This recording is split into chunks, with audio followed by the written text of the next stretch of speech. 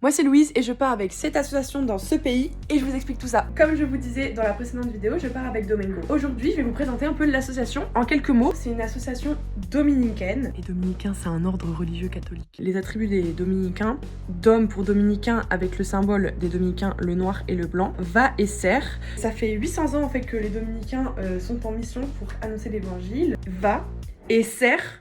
On est vraiment au service des communautés. C'est eux qui nous disent quoi faire et nous on va se mettre à leur service. C'est pas nous on arrive, on les aide, on fait tac tac tac, on a décidé qu'on allait faire ça. Donc c'est une association. Cependant elle est en collaboration avec la Guilde, qui est une ONG très connue, je vous laisse aller voir sur internet, en ce qui concerne les voyages de 1 an.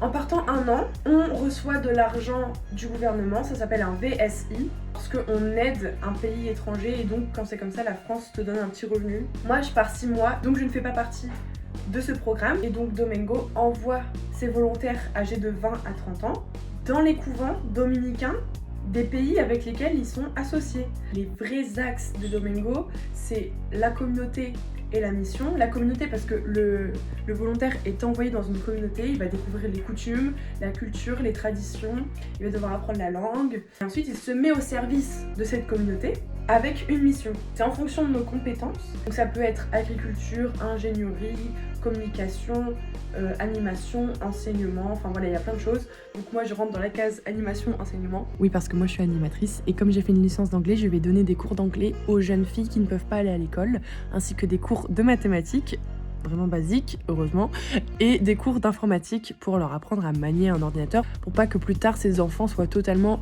isolés du monde, déjà que c'est vachement isolé. Ils connaissent cette communauté puisque ce sont des frères et sœurs dominicains qui habitent là-bas toute l'année, enfin je veux dire ce sont des locaux. Ils savent ce qu'il faut à la population en fait. Là c'est quelque chose d'honnête, c'est quelque chose de sérieux et de légitime. Voilà, le mot légitimité il est vraiment là au cœur de Domingo parce que ce sont des gens qui habitent là tout simplement qui nous accueillent pour pouvoir ensuite nous disposer là où on a besoin de nous. La prochaine vidéo sera dédiée au Timor, à l'histoire du pays et de la région. Voilà, des gros bisous.